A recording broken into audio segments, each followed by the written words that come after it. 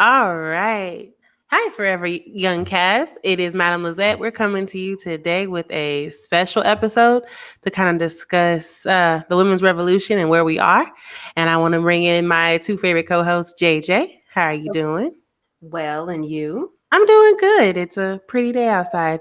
And V, Hey, how are you guys? good, Whoop, whoop. good. so we're doing this episode because I think Diane has gotten tired of us having these really long form discussions and text messages. Mhm. So we decided to kind of just talk about what's going on with the women's division as of right now, tag team belt, Sasha, Naomi, just the whole gamut, and then just kind of talk about where we think it's going to go. So I guess the place that I want to start with is the fact that we got a three-way women's main event at WrestleMania where Becky the man became Becky two belts. How Mhm. do you guys feel about that? Did you like it? Did you hate it? Did you like the match? Do you think Becky's going to keep the titles long term? You know, just kind of what your thoughts are about everything that happened at WrestleMania surrounding that match and those ladies, even more so like the lead up to it as well. Mhm. And then we'll go from there. JJ, you can go first. Me. Okay. So you tagged me in. Of course. Um, hmm, I will say that I wasn't really watching WWE that much since the Mae Young Classic. I was Mhm. checking in, but one of the storylines that did catch and keep my attention was the rise of Becky Lynch, starting with her heel turn. When the women's revolution started and they called up Sasha and they called up Becky and they called up Charlotte, it didn't seem complete without Bailey, but I wanted to see where these three women would go because I had heard about them, but I didn't really watch them in NXT. So they were new to me. And then all of a sudden, Sasha became the boss to me, and Charlotte Flair is Charlotte Flair. And then Becky was flat. And then Bailey came and, like, okay, she's a hugger. It's kind of weird, but whatever. But then Bailey was flat. And then all of a sudden, Becky becomes the first recruit for SmackDown. And I thought, okay, maybe I can learn a little bit more about her. But I had heard that she was really funny on Twitter and that, and when I would see her on television, I enjoyed her, but I didn't see her a lot. And then all of a sudden, she said, you know what, I'm tired of this. And then we saw the heel turn and then really carry herself like a star and rock that gimmick and say, I'm going to walk it as I talk it. And that, to me, that authenticity, as much as it can be, I was drawn to say, I'm going to operate outside of the expected. And then it got to be a little from organic to managed. And it was a little, I don't want to say the air fell out a little bit for me, but it was still very much interesting. I did feel as though she belonged in the title picture at WrestleMania based on her rise in the sustainability. I believe that she was Sports Illustrated's #1 wrestler last year. And I probably will circle back on and as to how that list was made up. But she may not be the best wrestler, but she's a total package as far as being able to perform in the ring, get her gimmick over to everybody outside of wrestling. I mean, people knew who it was. Even my mom, when she saw the T-shirt and said the man, and it said the man, she was like, "Is this something else?" Or and when I explained it, she's like, "Okay, I got it. That's good." So to wrap it up, because I don't want to talk too long about it, I liked the match. I didn't like the ending. It was a little, it fell flat for me, especially since I was comparing it to the Hell in a Cell with Charlotte and Sasha. The excitement wasn't as sustainable for me in that match. So I was a little disappointed in that. I won't compare it to the for me the match of the night, which I don't think anything could match Kofi Mania. But I wanted what we saw between those three women to stand on its own and to be a moment. And to me, it wasn't. All right, I totally get that. So, like, kind of to piggyback on what you said about the manufacturing thing, I think about week 2 or 3 before WrestleMania, I was just like, okay, I'm kind of getting tired of this story, because it just felt like they were trying to oversell the fact that like Becky's gonna be in the match. And it's like, well, we know Becky, like, we knew you weren't gonna let her not be in the match because it's her match. First of all, she basically created this match herself. And then second of all, like the finish at Payback and Ronda getting involved, and then Ronda's whole like, I'm gonna call wrestling fake, and that whole situation, and then them all getting arrested. Like the best part of them all getting arrested was the fact that Charlotte kicked Ronda in the face. She duck walked and kicked it. Yo, and that was amazing. Outside of that, it was just like, whew, I'm so tired of you white women. So, like, by the time we got to the main event, I was just like, can Bailey just win? Because I'm over this. So I get that. And the finish was crappy. And we can talk about the finish after V gives her, feelings about everything. So V, go ahead. Yeah, so I liked Becky from the get-go. I didn't know how much she could do with that whole, what do you even call it? Like the with the goggles and all that. I don't even know what that thing Steampunk. was. Yeah, the Yes. steampunk thing. I didn't know how long she could go along with that. I think the best thing for her was being able to show her personality on social media, which is very funny because you had certain male wrestlers like Ty Dillinger calling out female wrestlers of with a lot of melanin in their skin and telling them to not get on Twitter and to use Twitter to get themselves over, but he had nothing to say to Becky, who did it and used it successfully and actually became really, really popular off of social media more so than what she was doing in the ring. But that's besides the point. But Wait. Can we make a point about that? Because what did Becky just do, and where's Ty Dillinger now? yeah, exactly. Okay. Exactly. So I not mean, if we're even gonna not be even in the honest, company Ty anymore. Dillinger's girlfriend has a title and he never had one. But Never had whatever. one. Yeah, and And there's your perfect 10 right there. yeah, Like, shout and out to Peyton Royce. yeah, we'll talk about that. We'll talk about them in a little bit, but yeah. So I'm excited. I was excited what you did. The match to me. So I'll leave like the lead up to everything. Like it started out really organic and it was great because it was led by the women. Like they did it. Like Becky did it. And then as soon as Vince realized, oh shit, this is good stuff.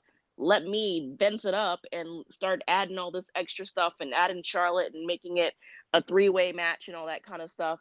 It just got to be too much. Like by the time they had gotten arrested, I was just like, okay, is this like how much are we gonna do for this just to make this match happen? We all know it's gonna be a three-way match at Mania. We don't need all this extraness. It's the exact same thing that he did with Kofi. Like he fenced it up, adding all these extra hoops that Kofi had to jump through. And we know he's gonna get the Mania match. Like we don't at this point, it's just you're overdoing it.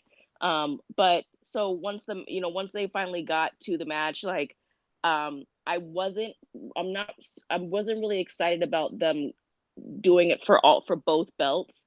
Because the women already don't have enough belts to fight for anyway, and so now you have one person with both belts, which is fine for the time being, but how long are they going to drag that out? And I also want to know, like, can Becky sustain this run that she has now that she no longer has Ronda to go against? We all hated Ronda, everybody hated Ronda, but that same feeling doesn't really happen for the other women that are wrestling right now. Like we don't all have a general consensus to hate the same person right now. Well, So I'd like to nominate Alexa Bliss as tribute. but I don't think that's everybody. I think that's No. Black women, and I think that's a small segment because there's a lot of Black dudes who go up for her, and there's a lot of white dudes who go up for her. Yeah, and white women who go up for Alexa. So I don't think that's like a general consensus that we all hate her. So I just want to know, and I also don't want her to be in the title picture with Becky right now anyway because she's not a great wrestler. and I don't think I would like she wasn't able to carry her moment of bliss segments because they were completely pointless and terrible. So I don't really want to see her in a thing with Becky right now. So I just wonder how long Becky's going to be able to sustain all this without having an epic foil like Ronda. Even though I cannot stand Ronda, she was a good foil because we all hated her and we wanted Becky to win. So I just want to see where she's going to go now. If can I say something? Go ahead. Embedded in that statement about where does Becky go next and what would her or who would her next foil be is the issue with Sasha Banks right now, because that's exactly what she's saying. Or even a little further, Naomi, where she said, hey, you guys took this belt away from us to combine it in this pay-per-view match, this WrestleMania match, where you have all of these talented women who could compete for it and elevate it. So while Becky is doing one thing, even if they took the match out of the picture, the belt out of the picture for a little bit, in terms of Becky is like, well, I know Asuka. No, it was going to Asuka, but it's kind of like saying we have these 4 women competing, the one that was advertised, and then all of a sudden they had Charlotte come in and win it. It's like, where could Becky go after winning this belt as SmackDown champion? Who could she face? All of these women are great, and instead they are beyond afterthoughts. Yeah. And so I don't know. I mean, because I could have nominated Nia, but Nia's injured. I really don't know who is available. Who do you think, H? So on SmackDown, I guess the only person on SmackDown that I kind of want to see Becky kind of have a drag out match with is Asuka. Because but she's in a tag team now, so I don't know if that's going to happen. Right. But so this will kind of tie into this when we get to the tag team in a second. So watching SmackDown and Superstar Shakeup and Asuka coming out with Kyrie, if you look at every single one of those women in that ring, Asuka beat every single last one of them. Yep. She beat every single last one of them in NXT, and now you're telling her that she has to tag to like even get a chance to be in the same like room with them, and that bothers me because in her 500 days she beat Ember several times. She she beat Peyton.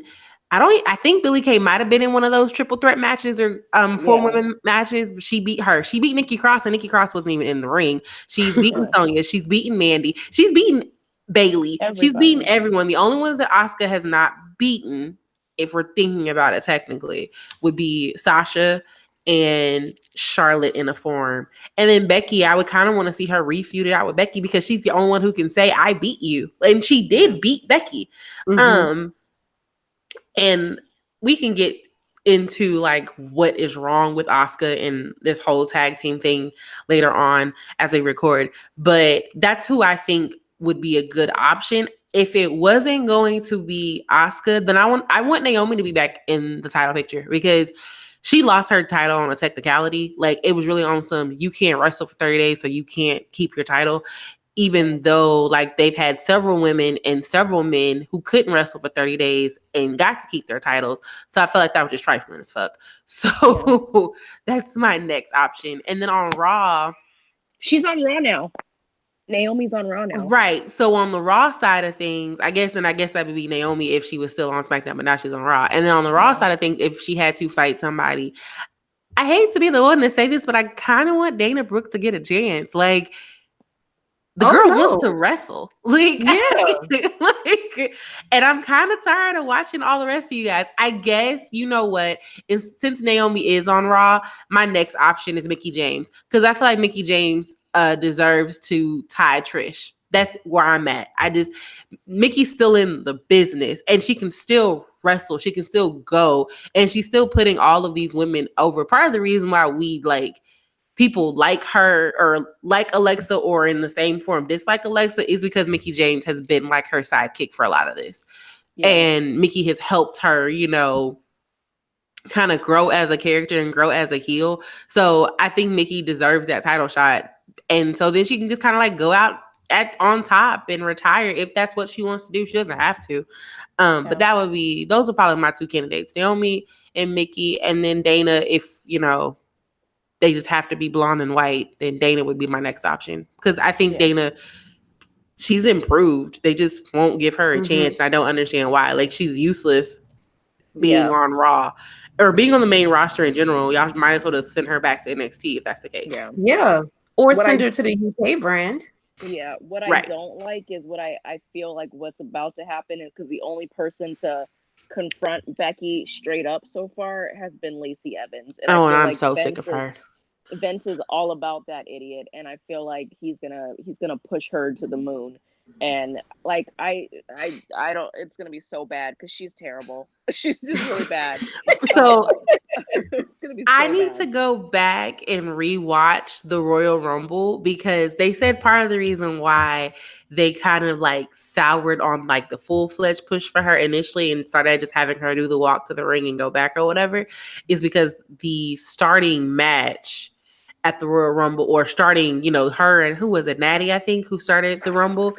The match was so bad, Vince kind of soured on her. And I was just like, well, I don't remember it being that awful. So I need to go back and rewatch that, because now I have questions. Because I'm just like, I don't think it was that bad, but maybe it was. And with Natty being in the ring, and I think Charlotte was the next person, they kind of covered for her a lot. You know what? So you didn't notice it, or I didn't notice it. So that's something I need to do for myself. I don't remember her actual moves in the ring. I do remember her on the mic and me thinking, why, Lord? She's very cringy. And I know that she's supposed to be like, I hate to say like the racist housewife, but that's kind of what she is. That is. She is. Yeah, that's exactly what it is. When you said like Vince, they were going to push her, and I thought to myself, what she do? Fix Vince a plate? I mean, it's like every time she tweets something, I'm just like, don't do that, don't do that, don't do that, don't do that. Like the character, I get it that she's fully invested in her character, but girl, we are in the 20th century. We are in the 21st century. That's just not gonna work. Like, it's just not gonna work at all. But anyway. Well, I have a question. Go ahead. I'm sorry. I just looked it up. It was Lacey Evans and Natty who started it, and then Mandy Rose came in. So it was actually a lot. It was actually a lot of. So it was Lacey, Natalia, Mandy Rose, then Liv Morgan, and Mickey James, and Ember Moon. So I could see why that first couple of minutes. That was awful. Bad. I could see why that wasn't. There's only like 3 good wrestlers out of the first. Oh yeah, that was probably so trash. Wow. Okay. And we didn't even remember. We were like, right. I said that it was Charlotte, not Mandy. So here we go. Charlotte didn't come out till 13, so it was. There was a lot of people who weren't great, like Billie Kay and Peyton Royce, who great on the mic, but they can't wrestle. And Peyton's getting better, but Billie, she just don't do it for me. Billie doesn't care. But yeah, so like, I can't wait to find out how you really feel. Okay. So JJ, what were you gonna ask? In terms of like Becky and also the star power, Wrestle Talk reported that Becky Lynch is the favorite to be installed as the cover star of WWE 2K20. I'm with it. That's cool. It's usually a curse, but that's cool. Well, I mean, it wasn't a curse for AJ or Seth, was it? Well, didn't Seth get hurt? Go ahead. I feel like Seth he hurt his knee after he was on the cover, or he got hurt again or something. Maybe I'm getting the dates mixed up.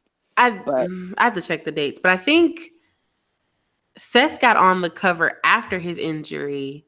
Okay. And then after him, it was AJ. And then they had the Ronda cover. Which, can I say how, okay, this is we're going to diverge a little bit, but okay, New Day, Xavier Woods has a whole entire freaking game channel. Why are they not on the cover of the like, he promotes their gaming, all of their games so much better than any other wrestler on the roster. Why are they not on the covers of the WWE 2K? Like, there's no reason why they shouldn't be. Like, it's built-in promotion. If like a smart marketing person would be like, this person has a channel with 1.7 million people watching him play video games. Why would we not put him on the cover, or all three of them on the cover of our game? Like, that to me is just insane that it hasn't happened yet. It should have happened before AJ. And I get why it was AJ, and I get why it was Seth, because they're the bigger names, but you can't tell me that New Day isn't one of the premier names in the WWE right now, because they get used for everything. Literally, and they're the only people who have new shirts. Yeah. Yeah, like two of them. Like, they have a new shirt like almost every, like, they get two shirts like a week or something. So they always, so you can't, I don't understand why they wouldn't do that. But anyway, I was diverging a little bit. Not really, because I think that while we're still talking about the main event, I think that this is really the crux as to where we're leading up to about the state of women's wrestling. In that, would we feel differently about it? I mean, yeah, we're like, okay, Becky, yeah, but over Kofi Mania and Kofi in the New Day. And it's like, if we just looked at two, like WrestleMania 35, two very monumental matches, moments, and the opportunity where it's literally saying, I think that Kofi Mania is unmatched. There will never be another moment quite like this within a foreseeable decade. But, what like, the women did not match up, like, to compare the two is hard. Go ahead. So I feel like, okay, the women's match, I will say, was not that great. It was an okay match. I can honestly say, like, I don't remember too many major moments from it. I remember a lot of what happened in the Kofi and Daniel Bryan match. I remember everything leading up to it, like, even, I'm walking out to the ring and everything, and them getting, and the present they were going to show them, and also, like, there was just more moments with that. But I feel like with the women's match, I don't think it was ever going to have the same feeling as the Kofi situation, for the simple fact that it took 8 hours to get to it. So I feel like by the time we got to that match, everybody was just tired. So it was just kind of like, we know Becky's going to win. Let's just get to it. And so it didn't really provide it. I don't think Vince set them up to have the moment that they should have had, because we had to wait 8 hours to get to it. Right. And then by the time the match came, we were all just fatigued with wrestling, and they didn't really, and like I said, there wasn't really too many memorable spots in the match. Like, I can't pinpoint anything that happened where I was like, oh my God, that was an awesome move, or that counter was really great, or anything. But I could probably do that with the Kofi and Daniel Bryan match.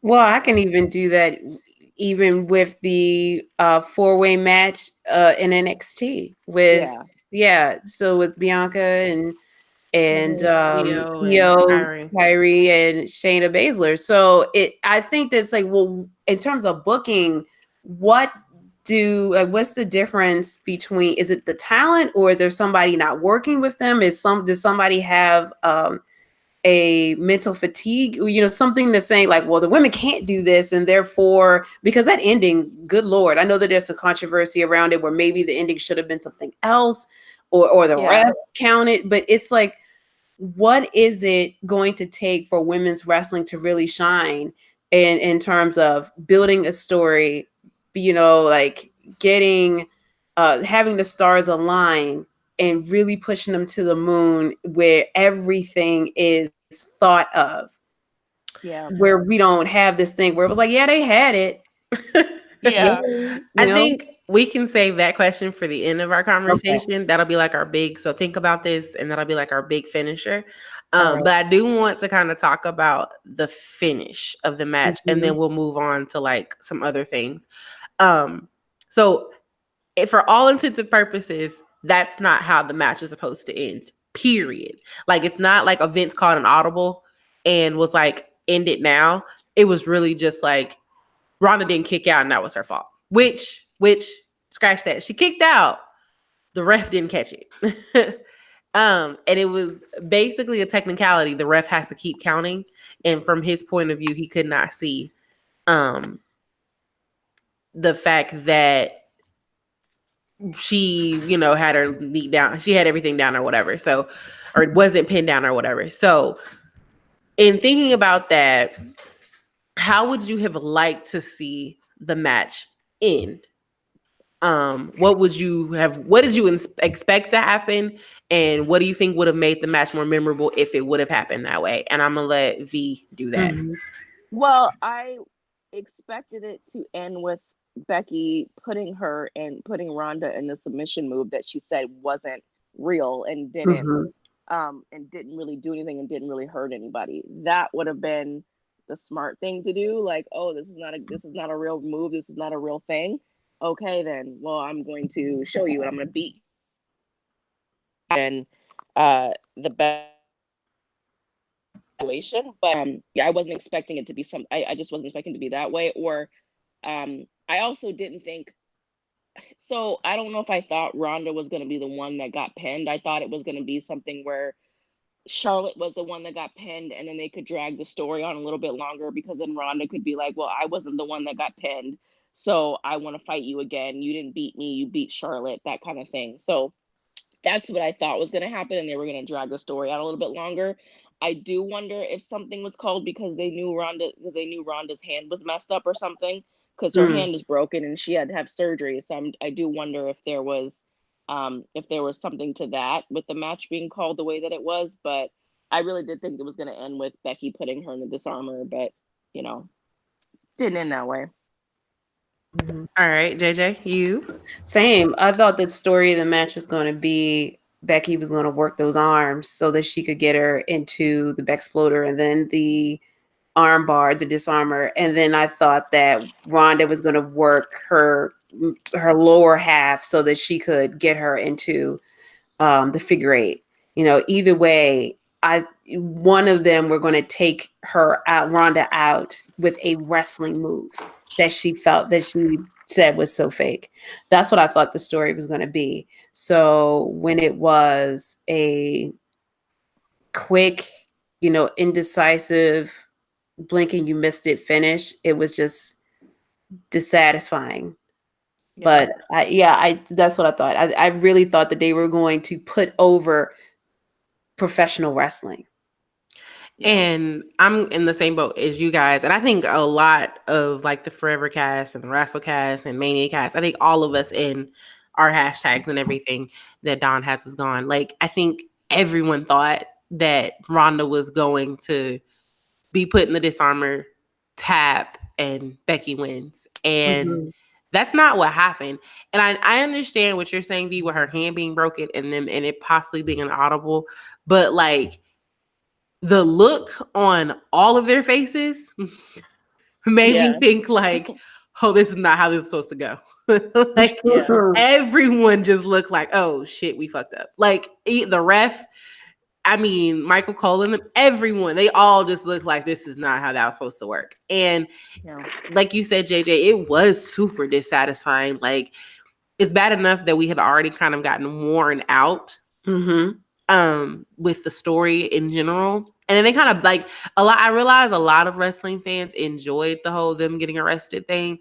I realized that it was a tale of two worlds. So whether or not you were a person of color or a black woman, black man, or if you were a white male or a white woman, because we all looked at that in totally different ideas, in totally different ways. So they had gotten a lot of people back into it. And yes, we were burned out by the time we got to this match. It was really just like, y'all just run this 5 minutes out. Because, I mean, WrestleMania itself, if I remember correctly, it ran over like 20 or 30 minutes. So a lot of those other guys on the card had, pushed the limits on it in general.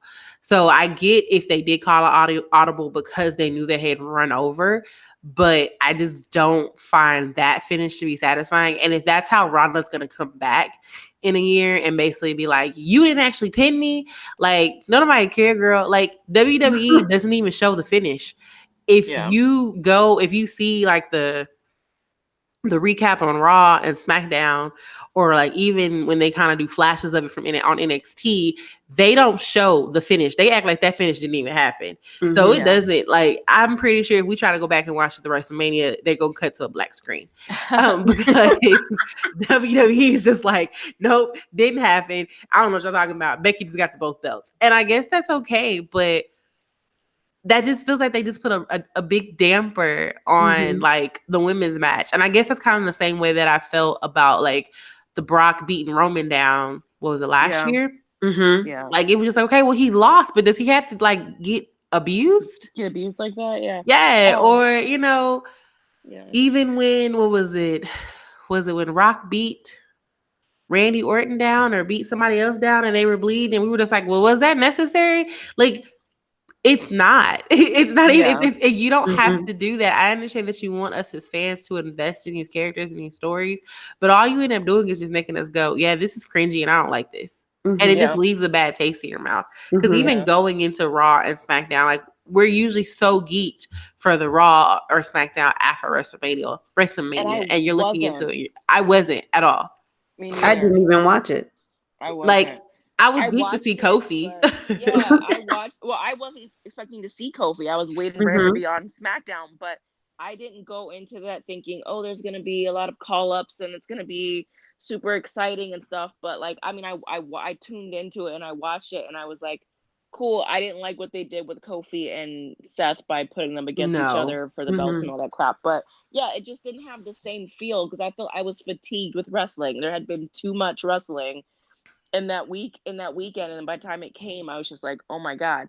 But on a side note, now that Rhonda is gone for a long time, I would actually be totally okay if she did not come back. I feel like she had her year. Seriously, I feel like she had her year. She got to feel what it was like to be, Roddy Piper, and she got to travel the world and do the wrestling thing.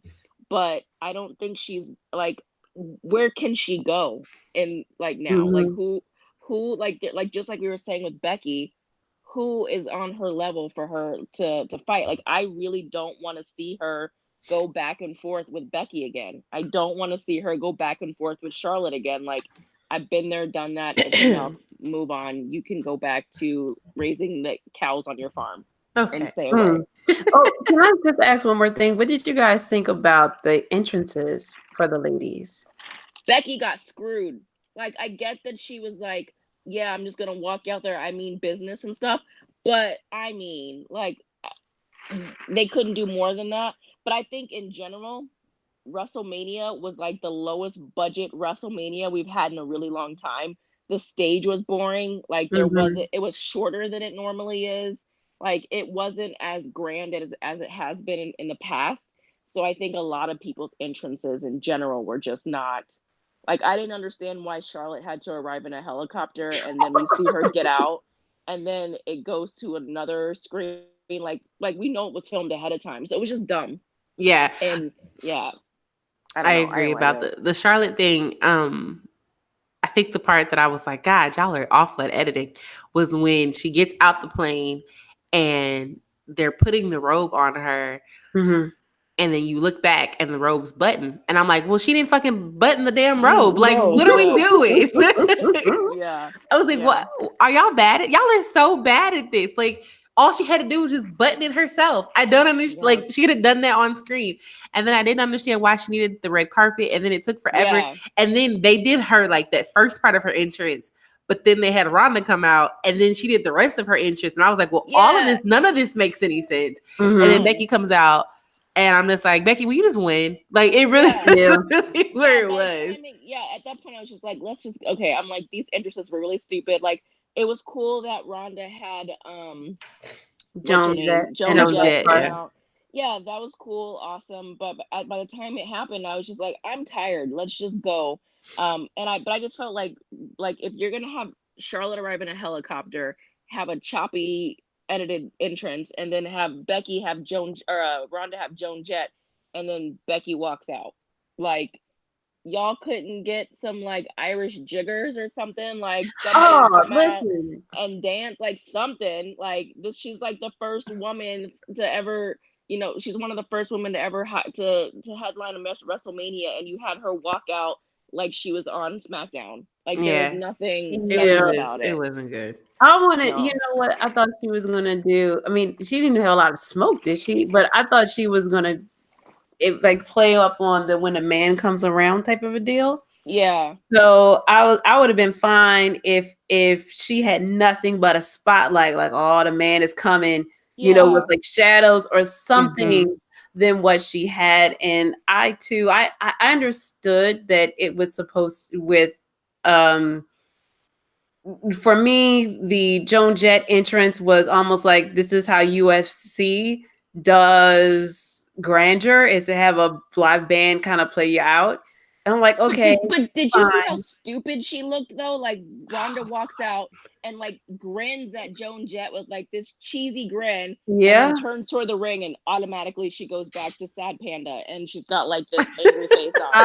And she Yeah, just looks so stupid. But you know what? yeah, Like if anybody should have had the helicopter, it should have been Becky. It should have been the Right. one who is the man is arriving. Like Right. she should have been the one to arrive that way. But and I also like I thought her gear. I thought she was gonna be like, she's done better gear for the battle royales than she did for her Mania Well, headline. okay. I'm talking about Becky. So Yeah, Okay. like I would say all of them. Like even Rhonda. Like I was just like, y'all are headlining Mania, and you look like it's just SmackDown or Raw. Like right. it doesn't look like anything special. So I think, and this is because best friend told me this, but I think that Becky's is supposed to be Uma Thurman's character in Kill Bill. Like that's where her gear is supposed to be. But Which like I get that, but isn't Uma's character, wasn't it a reverse of it was all yellow with black down the arm? yeah, but I No. think also like because she's dating, Seth, Yeah, she like did the she's eye switching it up a oil. little bit. Yeah, It's cool. but that was Um, supposed to be a Bruce Lee reference though, so it's kind of like a reference on reference. It's getting meta, and it got lost in translation. yeah. And I Yeah. think that's why her gear has been what it's been lately, is that's kind of what she's going for, but she's also trying to like rock Seth's colors. But then we could just be reading way too much into this, and Becky could just Yeah. decide that this is what she wants to do. So, okay. Yeah. Yeah. We can move on. Right, Yeah. because we can are talk about it all we're day. so not nice. Yeah. No. So going to the second, like I guess to Friday, and Mhm. talking about the women that we got to see in NXT, and then even going up into the Superstar Shakeup, and the women who got called up, and the women who were also switched rosters. Um, to answer your question, V, what my like dream booking for Rhonda is for Shayna Baszler to come up and basically tell Rhonda, "You ain't shit. I'm better than you," and whoop her ass, and that be the end of it. Like beat And her I'd be down so because down with that. Cause Mhm. Shayna I is. like her now. Yeah. Yeah, I do too. Shayna, Yeah. and if you listen to Forever Young Cast, like 2 years ago, y'all knew I could not stand Shayna. Like Yeah. me and Sam got into it on the WrestleCast episode because I was just like, oh my God, I can't stand her. But no, Shayna's my favorite like heel. She's my favorite champion right now, next to like Samoa Joe. Like she is amazing. And as far as the four horsewomen go, she's the best four horsewomen of MMA. Yeah. And she Mhm. paid her dues. And I think that's kind of Exactly. what it was Mhm. too. That's what it was. Yeah, she didn't come in Mhm. expecting to be the man right away. Like she came in Yeah, and she paid her dues, and now she's killing it, and she's believable. Like most Mhm. definitely. I don't believe anything that comes out of Rhonda's mouth. I don't like she's not that great in the ring. Like people talk about how she's so good, and I was like, she's not. Like she needs to put in some work. She's improved. And even Yes. her mic skills have improved. Like I will give her grades for improvement. And I will also give her like grades for like effort because in watching some of her interviews and things like that, I realized how much she does love wrestling. Like she is a fan before Then be she is a one. wrestler. But if you are going to be like our champion and our headlining woman, and that's what Vince and everyone has kind of propped you up to be, you have to perform better than what you have. And I Yeah. think that Shayna has stepped up to that plate very well. But like Jessica May and Marina Shafir and Rhonda, I don't feel like the three of them are carrying their weight. and they're gonna end up dragging Shayna down. And I hope that what that turns into is Shayna just being like, I don't need y'all. Like, I'm Mhm. better than all of y'all. I don't need Mhm. y'all. Because I mean, before they got here, she was dominating the women's division of NXT anyway. Yeah. Yeah. So Mm. I think that now that they're here, like, yeah, it's cool to watch them kind of help her with EO and Binky and Kyrie when she was there, but she didn't need them to like beat any of them. She was beating all of them girls anyway. Well, Anyway, yeah. yeah, Mhm. until call up or whatever. So going into the Superstar Shakeup and the call ups, and of course we now have the women's tag belts that are now on the Iconics, Mhm. Billy Kay and Don's other favorite, Peyton Royce. What do you think about what the women's rosters look like now on Raw and SmackDown? What do you think is, do you think we're going to get any more call ups from NXT? Since it feels like they're not going to put a title on Binky. And if that's the case, then she doesn't need to stay there. Like, that's just kind of how I feel. Like, if they're not going to give her a title, then she just needs to leave. Yeah. And do you think that the Iconics should have won? No. Or are you on Team Sasha?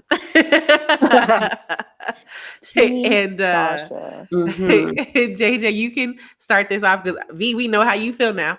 Oh, well, What do you think? you were speaking for the both of us. See, this is almost a case of six in one hand, half a dozen in the other. On one hand, I do feel as though the Iconics are a tag team.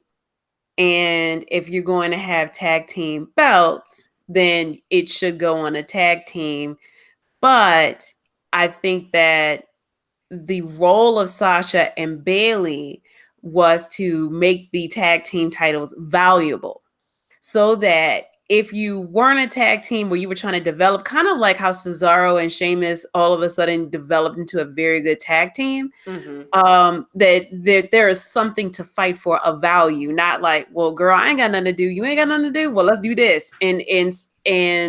So while I don't think that putting it on the Iconics was a bad move, I do think that putting it on them now was too Yeah. soon because they're like, who are they again?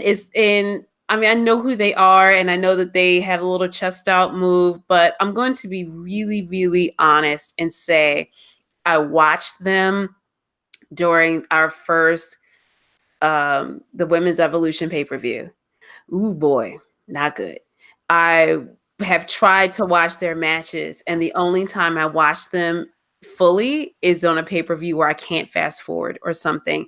And a lot of it has to do with their screaming and squawking, where it's just Yeah. it pulls me out of it. That's a personal pet peeve of mine. I don't like it when women are in a match and they're like, throughout the whole match where it's ridiculous. I don't mind them talking because that goes to their ditzy comedic act where they're like, oh, pin her down, pin her down. I don't have a problem with that, but just the screaming, I don't like it. So it's hard for me to really listen to their matches, but I've seen it in, things happen where they could tighten it up a little bit.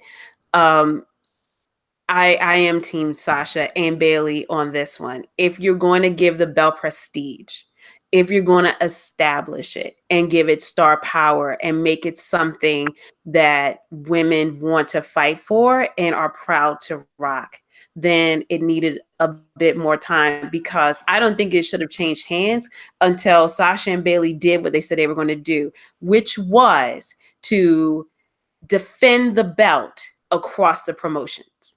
Yeah. Agree. So to me, that match didn't have to happen at WrestleMania. That tag team match, they could have gone at NXT Takeover and taken on an NXT team there. They could have taken on the Sky Pirates there Yep. or anybody else. So my thing that I like didn't understand, and this is no offense, like Natty and Becky or Natty and Beth, but like, Mhm. why are y'all here? Yeah. Like, Oh, if the whole point of this is to eventually give us like a Beth and Tamina feud, then like the four of y'all could have done this somewhere separate. Y'all didn't have to be in this match. They And like, needed Natty to be on television so that Bret Hart could be there. That's the only reason that Oh. happened. right, and I feel like the whole point of it was because Edge was Oh. coming and Brett was coming, and Yep. like Brett was getting to the Hall of Fame, and Natty was Yep. standing in for her father, and so of Yep. course you have to be in this match. And I'm just like, Oh. but I feel like you took an opportunity out of the hands of like another Raw tag team, like the Well, Riot Squad, because Sarah and Liv work very well together. yeah. And you could have also included an NXT tag team, which would have been the Sky Pirates, because they're like the only tag type team in NXT. And then you would have exposed your main roster and like your big boisterous crowd to like some new talent and some up and comers that I Yeah. feel like they should pay attention to that you don't use anyway. Yeah. So Can I all they can end I up doing, oh, go ahead. I'm sorry. So I understand why they didn't do Sky Pirates because they were busting them up anyway, just so that they can move up Kyrie to be with Asuka. But I have a question about the Divas of Doom. They have a name, and they didn't use it. and you know, no, they didn't. And so what I was wondering is if were they a thing like against Lay Cool during a time where I may not have been watching? Or I think when I've gone back and like watched all old Raw and SmackDown and stuff like that, like Beth and Natty eventually become like this tandem, because I mean they are best friends outside of like the ring. And Mhm. so they eventually do kind of do this tandem. But I mean, most people tend to remember Beth for her like work with what was his name? Her husband and the No, no, no, no, no, cousin. Oh. no. Santino. Santino, yeah. Oh, They yeah. remember that because Santino got her over. So Yeah, they 'cause tend I Yeah. to remember remember yeah. that, and they tend to associate her with him and not so much with Natty. And I really feel like it really was just one of those like, oh, well, you're gonna have Edge come or you're gonna have Brett come, so we might No, as well put you two in the match. no, so And they actually did. They had a feud with Lay Cole back in like 2010, and then they kind of like, and then like 2011, they turned heel, and they were supposed to be like the anti divas because Mhm. they weren't like skinny, perky, and Barbie doll type women. They were bigger than all the other girls, and they could actually really go. So Mhm. so they actually were a legit tag team with each other, and they were feuding with Lay Cool, and they had a slogan called Pinup Strong. So that was like and that was also the name of their submission. So they actually were a legit okay. tag team And back so then. I thought them being in the match was so it's kind of like saying, "Hey, we didn't have this belt or opportunity for For you all us, yeah. when you were doing it. So come and since you still can go, come on in." Now I would have just said that instead of Right. having Beth like push Yeah. somebody outside the ring. I was like, "What's going on?" Exactly. So Like, I would have just said that, just say, "You know what? I can still go. It would mean the world of me to Yeah. compete." And just and you know what? Everybody else would have been like, "Yeah, man, I want to." And you know, Bailey and Sasha would have gone out too, like, you know what? We are the best, and in order for Yeah, us we to be the respect best, that. we gotta beat the best. Yeah. yeah, and So instead it turned into like this catty, I'm gonna do yeah. this and you're gonna have to deal with it. And it was just Yeah. like we So what we associate women with being catty. yeah, so Why? yeah, so what would have been smart for in my opinion is since Bailey and Sasha had said they wanted to go through all the different divisions, because if you look at the women who were in the match, there was one SmackDown team and three Raw teams. Right. That doesn't Mhm. seem right to me. So you should have had Bailey and Sasha, the Boston Hug connection. You should have had a team from NXT. You should have had a Mhm. team from SmackDown, Mhm. and then you could have, if you wanted to, you could bring an alumni team in, or for that Mhm. fourth team, or bring in someone from NXT UK. Like Mhm. Right. then you would have been Mhm. exposing all kinds of people, and then it wouldn't have been. It would have made it legit. But like I can see why. Like I can see why Sasha and Bailey, if they were upset behind the scenes, they rightfully should have been because they worked like they're one of the reasons why we actually have these belts. Like let's be Mhm. Exactly. 100% honest. Like if it wasn't for them being able to go and them being able to, you know, and put the company on their shoulders, like we wouldn't have these tag team belts. So them holding it did bring some kind of prestige, and they didn't hold it for that long. And people want to say that Sasha has no right to be upset about anything, but every time that Vince has given her a belt on the main roster, he's given it to her to help push somebody else's career. Yep. Because if she has the belt, she every time she had the belt, she was facing Charlotte, and every time she would lose, she lost to Charlotte on a pay-per-view or something. So she was helping to push Charlotte's career. And then now you give her the tag team title belts first, and you have her lose on a pay-per-view again, and she barely even held the belt for that long. Like she has every reason to be mad, because he gave her the belts, and her and Bailey the belts, to hold them for a month, because they do hold some prestige when they're around those two girls' waist. And now he gives them to the Iconics to help push them over Becky and Bailey and uh, and Sasha. Sasha. And it shouldn't have been that way. Like, maybe down the line it should have happened, but that, like, they shouldn't have lost those belts at Mania. They should have lost them a little bit longer down the line. They should have had time to face all the different divisions, and then they should have had time to be able to actually make those belts prestigious. And he didn't give them a chance to do that. And I I don't understand the Iconics. I don't find them funny. I think there's a lot of people who think they're hilarious, and I don't get it. And it's because I can't deal with screeching. Like, even when they talk on the mic, it's legit screeching, and I can't deal with that. So I mute them. I just like, and the only Mm-hmm. time I can tolerate them is when I see the gifs on Twitter, and like, I can tolerate them in small bits, but I can't do them on television. I don't care to watch any of their matches. I can't think of any match that they've had where I was like, "Oh wow, they're really good and that was a great match." They have zero memorable matches. Maybe they'll get there, but I just don't think they should get there right now. And this whole thought process that we need to give the belts to a real tag team, they're only a real tag team because they couldn't get over separately. That's the only reason they got put Mm. together. And for people to have that mentality too, like, no one had a thing to say when Cesaro and Sheamus got put together and they became tag champs. Nobody was like, "Oh, they're not a real tag team. They shouldn't be the ones holding the belt." Like, I don't think that matters, especially considering it's a new belt in a division that's never been around. Of course you're going to have to create tag teams to actually have a tag division. Mm-hmm. So this whole idea that they deserve to hold it because they're a real tag team, they're just a real tag team because nobody cared about them separately. That's the only reason. So I don't get them. They're my Tony Storm of the tag division. I don't get them Wow. at all. Wow. So, Shots fired. right. So, okay, I agree with both of you ladies, and like 100%, I am Team Sasha.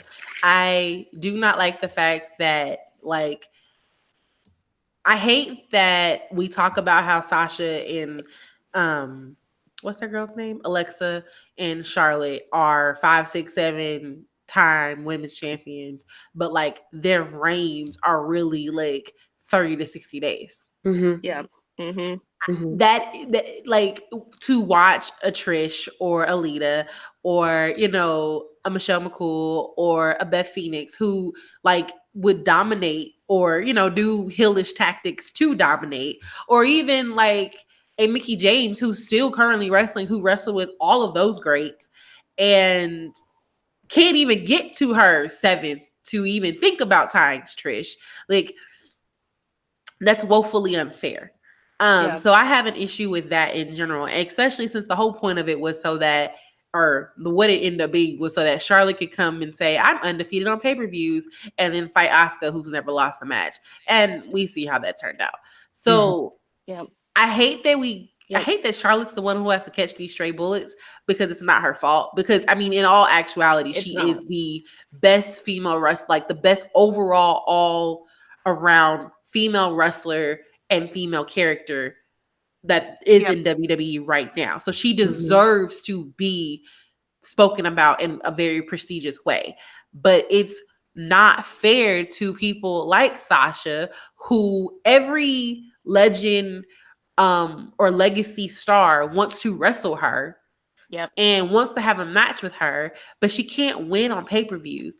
And like, the fact that the Iconics pretty much said that as much when they came to Raw and when they came to SmackDown, to basically be like, I mean, y'all can't win. So, Sasha ain't never won. So what you talking about? Like, yeah, that sucks. And so I was talking about this with my best friend, and he was just like, Sasha doesn't wrestle with confidence anymore. She's not confident anymore. And I said, well, would you be confident if you lost every pay-per-view? Yeah. Only You to can see it. win? Only to Yeah. win on Raw, like the next night. So after you got your ass kicked, you Yep. miraculously figure out a way to win the next day. Yeah, and you could see it all. You could always see it all over her face when she's walking to the ring when she's about to lose. Like she wears Yeah. it. She wears it on her face, and she has every right to because And then, like, not to mention, like, you had some of the best, you know, 3 women matches with Becky and Charlotte, the Iron Woman match, the 2 out of 3 falls. Like, you had some great matches in NXT, and now you're on the main roster, and basically you get used as a way to put somebody else over. And it doesn't help that, like, you probably beat yourself up for the fact that you are technically the reason why Paige is not wrestling anymore. yeah. And Like, why is she still like? Yeah, I get that. And why won't he? Why won't they let her be a heel? Like they need to let her go heel. This is the perfect time to do it because everybody's turned on her right now. If she came back on some F y'all, I know I'm the shit. I don't really care what you guys are think. I'm gonna beat everybody. If she came back super determined right now, she could go on a super crazy monster heel run right now because she's not tied to Bailey anymore. So she doesn't have to be like super happy anymore. Like if they let her do that, like that could be something really special. And I think they should let her run with it. But yeah, she's probably got a lot of stuff on her mind, like having. And I would like to know more about what happened with Alexa Bliss, like why they're like she blocked her on Twitter and stuff recently, and like what happened backstage at yeah, Mania or whatever for I that think to happen. Alexis said something crazy to her and Beth, because Beth kind of got like hints at it a little bit too. And then I know that Alexa is mad at Becky because Becky basically will use Alexa as like the foot of the joke, but was just like, Ember, I'll knock you into next week and have put you out or put you on the sideline like Alexa. And Alexa didn't take too kindly of that. So she was like, I'm taking a social media break. And I'm just like, you can't have such like thin skin. People are gonna make a joke about the fact that you got a concussion because you got a goddamn concussion. Like, A lot of you're them. back in the ring, you're fine. Like, and I mean, you got a concussion because of Ronda, which I mean, who else hasn't got a concussion because of Because of Ronda? Ronda. Yeah, she's So, dangerous. what are you upset about? And I mean, Becky was going at Ember Moon when this happened, so like it was a whole thing. But either way, I think that Sasha is dealing with a lot, and Vince doesn't want to lose her to like an AEW or Yep. a Stardom or something like that. But and he can't afford her to like go back to NXT either. Like, let's just be Yeah. honest. Like, he can't have her go back to NXT or NXT UK. So he's going to do everything he possibly can to bring her back. I just don't understand why people dislike her so much. Like, y'all are out here talking about how it's okay for Lana to be mad about the fact that she ain't getting a push, and Lana can't wrestle. Like, Lana can't do nothing. But like Sasha, who at one point was one of the best female wrestlers on the roster, and now In she's the not, world. and that has a lot to In the do world. with the fact that like her confidence is shot because she loses all the goddamn time, or she takes the pin all the time, and that's not fair. And so while I don't always agree with Sasha, and sometimes I feel like she can be a detriment in the ring, because I can tell when she's like not going at full speed because she is trying to just basically protect herself. Like, I get that. And I have those issues with her, and she's not as like memorable as she used to be. There are several reasons as to why she's not. So Yeah. And also to add to that, like you got people who like Dean Ambrose. He complains about his push, like maybe not on social media, but he left WWE for a reason. We all know why, and it's because he wasn't able to do creatively what he wanted. He wasn't able to be the guy that he wanted to be. He was losing matches to people he didn't think he should be losing matches to. But there's nothing wrong with him going to AEW. Like there's nothing wrong with him leaving. It's totally okay for him to complain about things. It's totally okay for Luke Harper to be upset. And it's totally okay for Dolph Ziggler to get online and complain about it, and Or Tyler Rusev. Like, or Rusev and there's Mhm. Tyler several Breeze. people who've Yeah, complained lately. Ty yeah, Dillinger. Like, there are yeah, several people who have complained Neville. lately. But Mhm. like Sasha and Neville, they were just like, nope, you can't complain. What? Like, I yeah. don't Mhm. Sasha, understand. well, I Mhm. Sasha just don't understand.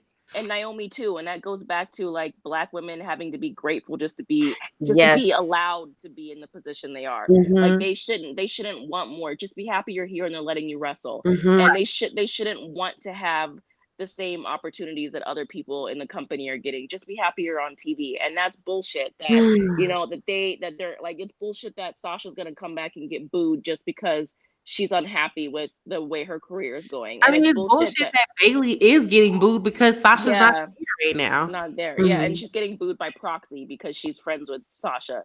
And it's bullshit that Naomi is like, her trajectory has kind of gone down once she started speaking out, because God forbid a Black woman not be happy with the position that they're in their job or whatever. Like, and it's when, especially when it's two women who deserve to be in better positions, because you can't tell me that Alexa Bliss is a better wrestler.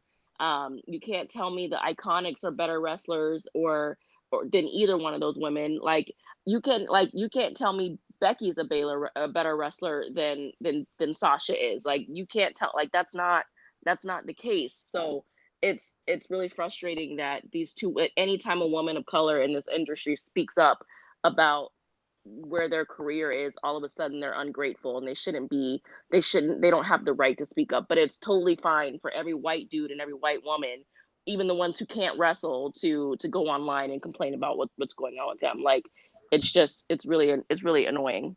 Can I just say, and with everything else that you said, I've just been deeply sighing because we the pressure of being a Black professional, Yeah, of the access of having to work twice as hard to be half as good, and then still seeing people being that are mediocre being celebrated for their mediocrity. yeah, And then you can't point that out because that mediocrity is to be celebrated. And I just worry about Mercedes, the person, yeah, and saying that I don't know what's going on with her. I just pray that this doesn't break her, because we all know that professional stress can break you. yeah, And that is not, and and I was just really having to bring him up again. Think about everything that Kofi had to go to be given a chance. yeah, Like to break that glass ceiling, and he's a man. And yeah, and this, think about, and with plenty of competition. Whereas here you have Sasha, who is essentially doing the same thing, doesn't have the same time in WWE, doesn't have 11 years, I don't think, yeah, as Kofi does. But being in this position of elevating other people, being used for your shine and your charisma and everything else, but being kept in a box. yep, And then when Kofi was going to break out of the box, which really had to do with the fact that the fans, the vocal minority of us, saying, "Hey, no, we love Kofi." I mean, so Kofi has been around so long, like, sometimes my kids when they were younger, they would watch a little bit and then they did their own thing or whatever. But I was listening to a podcast when I was cooking, and one of my kids came in and was like, "Yo, Kofi's still wrestling," and immediately got his attention. He was all in, like, "Tell me more about this."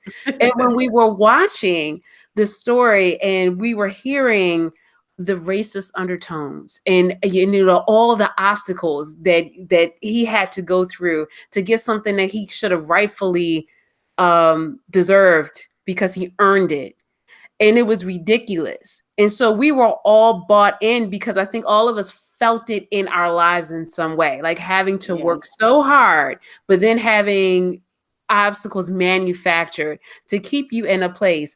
And as far as women goes, and I'm going to talk about Black women, nothing is as I don't know, like, held in contempt than an uppity black woman. Like, oh, you uppity, you talking too much, you think too much of yourself. We got to smack you down, and that has been what has been said about Sasha for a while. So this time, I don't really know all that's going on. I just hope she's taking self-care, because the world is bigger than WWE. The world is bigger than these folk. They don't even know what to do with the women's division. Because do we bring her up when we say, well, who could be a foil for Becky? No. Why? Because they have not understood how to write story for women so that these belts and these reigns can have a story behind it, so that the reigns can go over like a few pay-per-view programs where there is a completion to it. We talked about, well, what's it going to take for the women's division to have a Kofi Mania? I think some real talent in the writing department, where they're saying we're going to invest in these people and then do a story that makes sense. Yeah. There was a story with Kofi Mania. Even though it bothered us because of the undertones, there was still a story there. And I think that they have to apply that to the women, to look at them and say, and the story more so than, well, women are catty, so they're just not going to like each other, and let them fight there. Or let's involve a man or something stupid. Hello, let's get a Bechdel test. Something that says this belt is prestigious. I mean, that's why we rock for Charlotte a little bit, because she does deserve the prestige. But what did she do? She comes out and says, I'm your queen. Yeah. And I'm genetically gifted, which, that makes me itch a little bit. But, it says, I am the bar with which everyone must be measured. And so everything else is is petty and underneath me, because if you want to be relevant, you're going to have to come through me. Yep. And so I think that they need to spend some time with that. And with Sasha, whatever she does, well, I should say Mercedes, whatever she does, I'm going to believe it was the right decision for her, because we don't know what all goes on. Yeah. And I'm thinking, like, this is my last point. I'm thinking about my life and personally, when I was getting my PhD, and I got into the graduate program, I was told, oh, you don't want to be all but dissertation. Like, oh, that's like the worst thing. And all but dissertation is when you complete all the courses and like the comps and do everything else except for write your dissertation. And they made it seem like that if you got to that point and did all that work, but didn't actually write your dissertation, that you're a failure. And those people that got to that point are quitters and should be looked down upon. But then I got to that point, and it was stressful, and it was it's expensive, and I understood why some people could look at their life and say, you know what, it ain't worth it. Exactly. And and it doesn't mean any less of them. It is a designation, but I understood it now, and I respect people. I completed, but it was like I get why people could drop out, and because they had to take a look of their own life and say, I got to do what's best for me. And so I'm hoping that this time off, where we don't see Mercedes is doing what's best for Mercedes. I mean, from what I have seen on like Instagram, she's kicking it with Kalisto. I know her and Kalisto are super close. Like Kalisto, his wife, who's a luchadora, like they've all been in Dasha, which they fired Dasha, and they didn't really give a reason why they fired her, but Dasha is out there with them. I think that they're all just kind of enjoying their time away from WWE right now. So I agree. About Dasha, is she the one that was also working for ESPN or something? Like, I don't know. Because there was one person that had two jobs, and they were like, WWE promoted it because it was, how they like legitimacy from other brands. Right. So let me look that up. I don't know, but if I remember correctly, Dasha, I think her last name is Fuentes. I believe they fired her and didn't really give a reason why. They just kind of like got rid of her. And no one's really talked about it. But then I saw a picture of her with Sasha, and I was like, well, that's interesting. So there's no telling. But can I digress for 1 second? I have a question. Did we know the Riot Squad got broken up? Yeah, well, I did. No.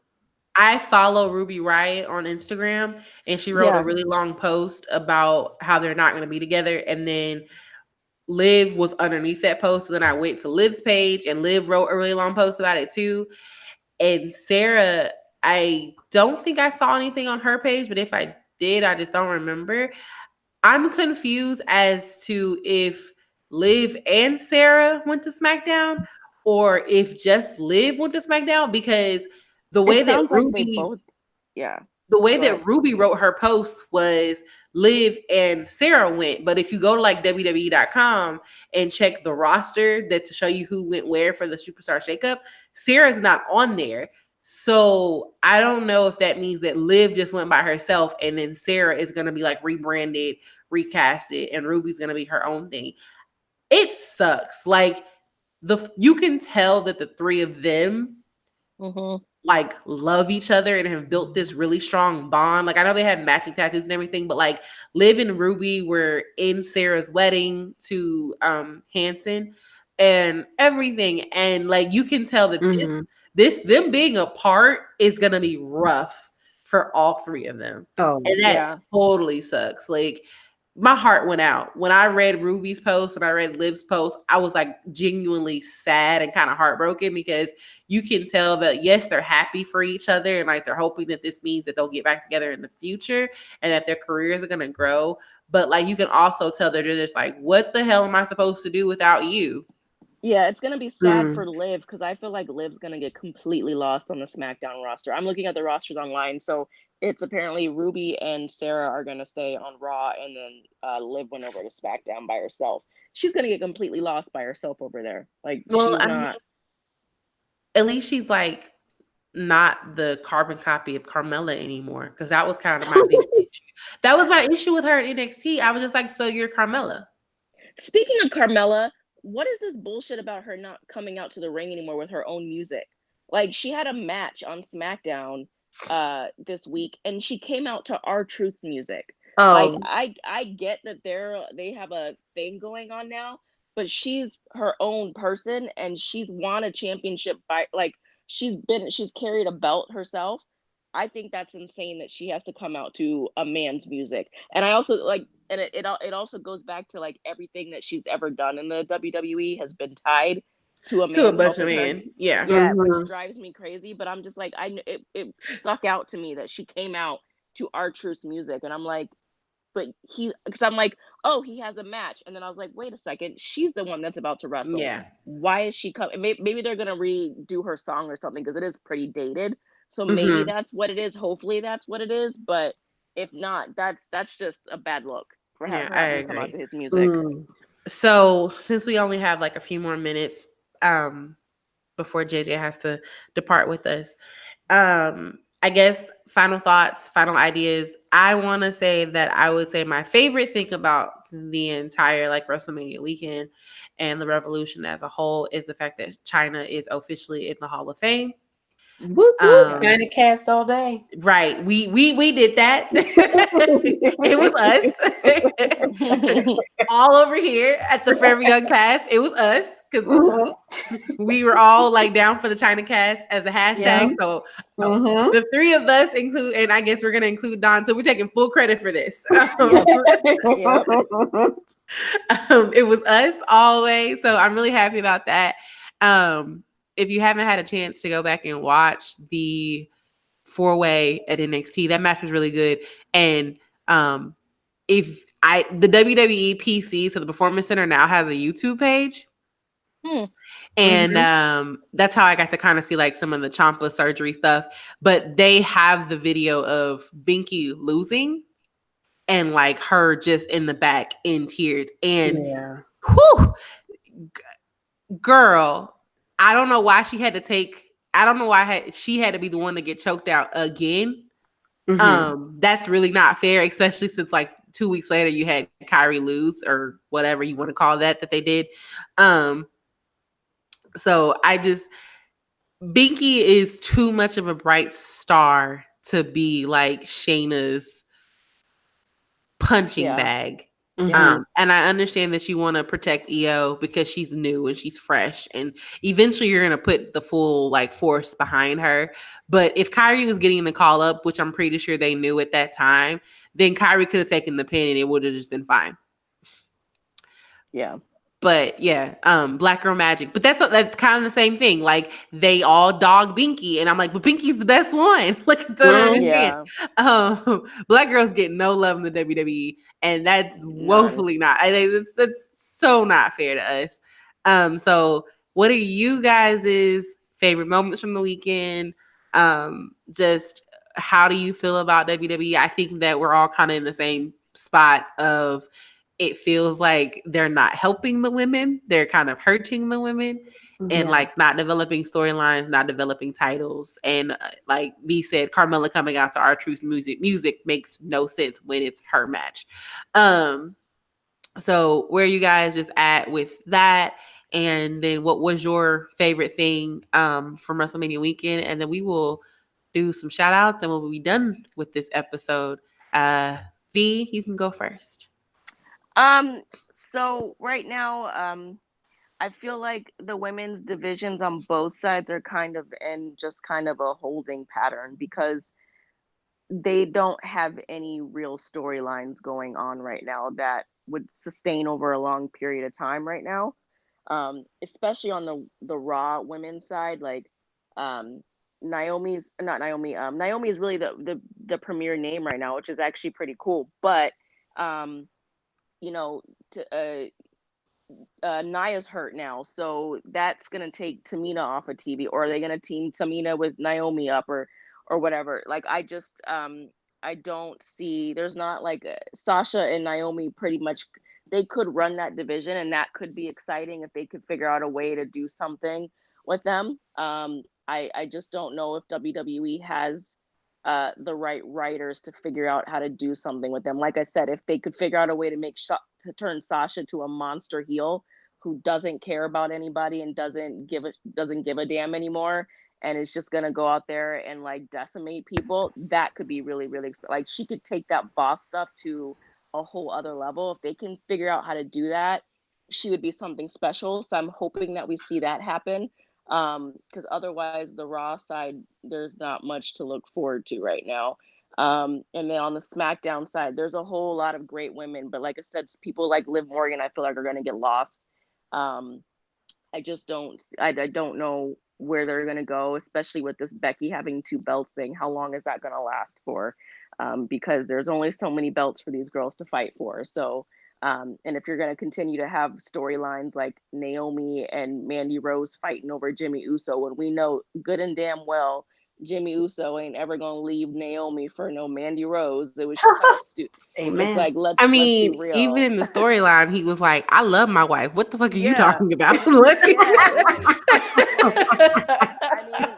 mean, if they want to be like that whole storyline drove me crazy because they want people to watch Total Divas, and so for those of us who have, we know how much that man loves Naomi. Like, it's been a major storyline on every season they've ever been on, is how much he rides for his girl. So for us to believe that he would leave Naomi in that ass for Mandy Rose is like, come on. So hopefully we don't have any more stupid storylines like that in the future.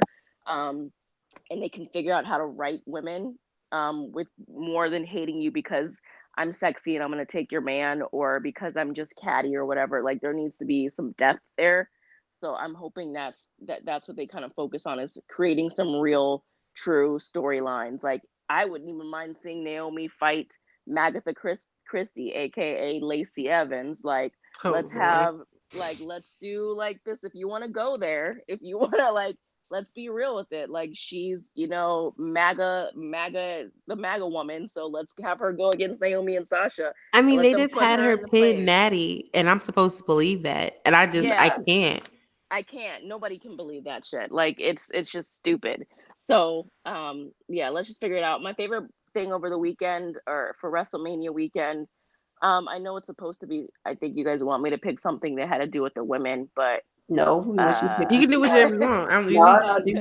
We've gone on tangents at this point. Do what you feel. Because there wasn't anything like revolutionary with the women over the weekend. So it was it was Kofi Mania. It was amazing. His son is a star. His son is going to be in that position 20 years from now.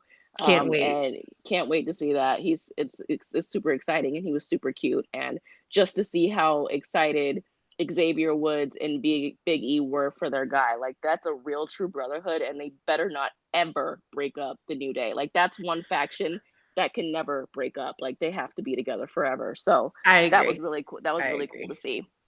So that's all I got. All right, JJ, final thoughts on this women's evolution that we've been on, and your favorite moment of the weekend. I will say that I'm concerned about the investment of women in WWE. I think what will be telling is what happens if they do another Mae Young Classic and who they get to be involved and the effort they put into it. I'm concerned that that we spoke a lot about how this monumental women are main eventing WWE went out like a whimper, and that they would use this as an excuse to regress. Those moment of bliss segments were bad. Trish Stratus, Mr. McMahon in the Office foolishness from the Attitude Era, but not done quite as well.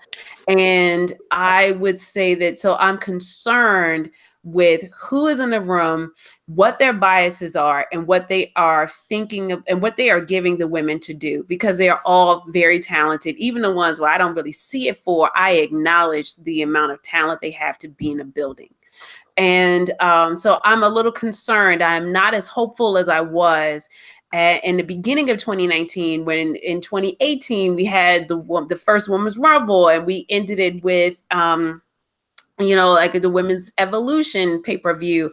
I mean, they're going back to Saudi Arabia, and will there be women on the show? I mean, and do people care? No. The rumor is that there are supposed to be women on the show. Okay. And that's why we're not getting another Women's Evolution pay-per-view this year. And I think that's part of the problem. That's a problem. So in other words, you're saying you only got it because you went shut up about this Saudi Arabia thing, which I think most people don't want to acknowledge. Honestly, so I watch a lot of What Culture Wrestling on YouTube, because I can just like turn it on and leave it on. And they talked about this. Part of it is that the Evolution didn't sell very well, period. Like the show itself didn't sell good. And tickets didn't uptick until they announced like the main event, which was Nikki versus Ronda. And so that was their thought of, well, since Ronda's not going to be here this year, we're not going to sell tickets.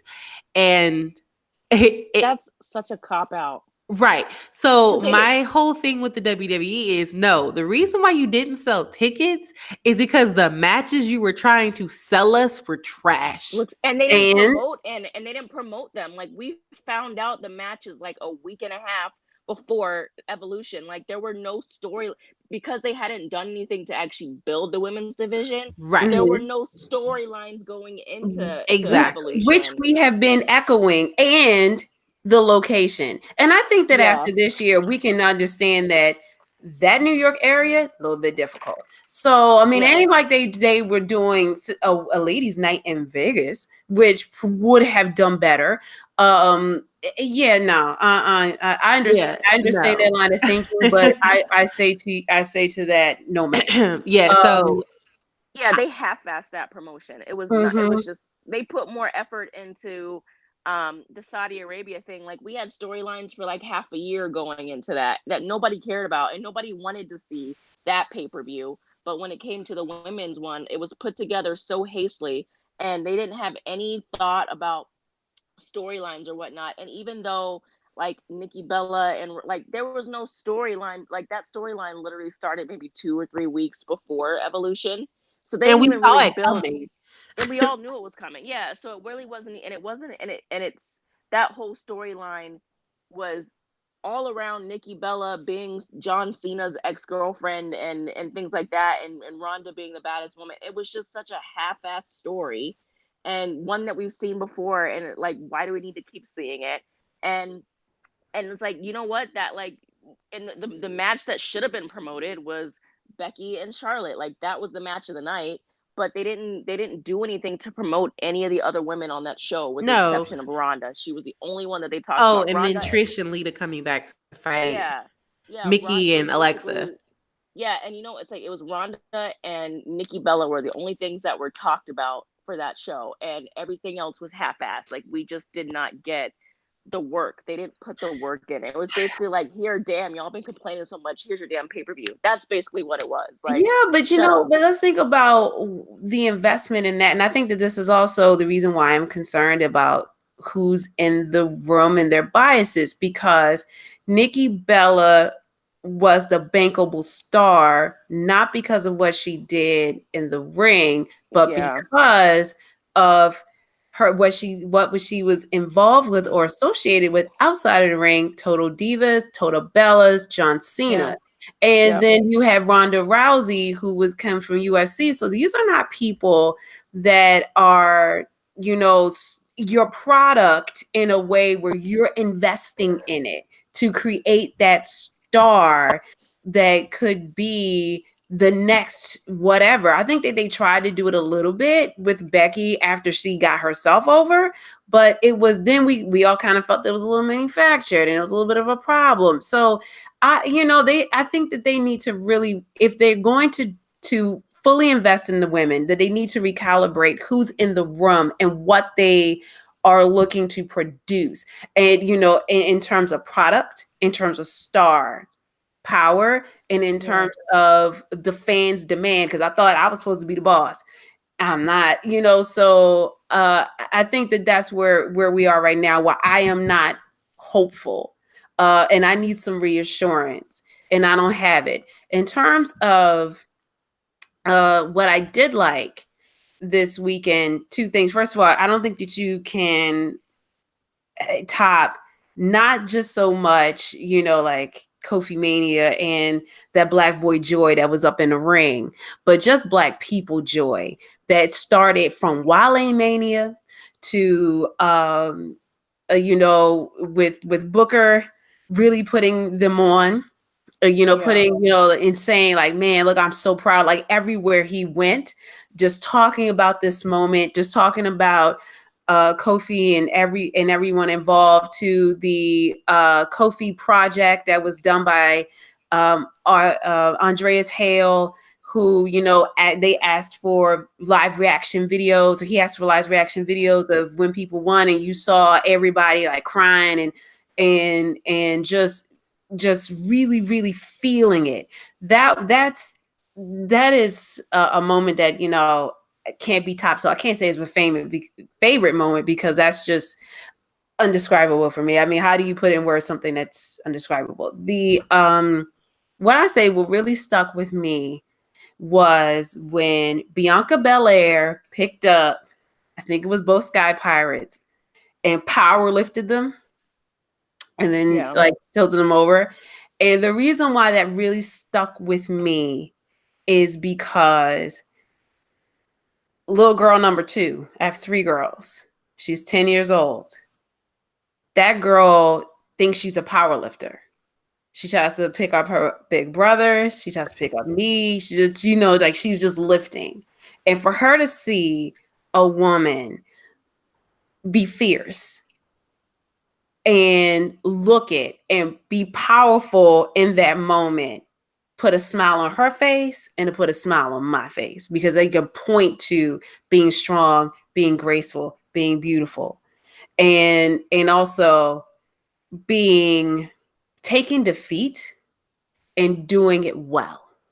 I agree. Yeah. So that's my final word. Oh, like those are all good moments. And a couple of tangents. I'm with it. Yeah. So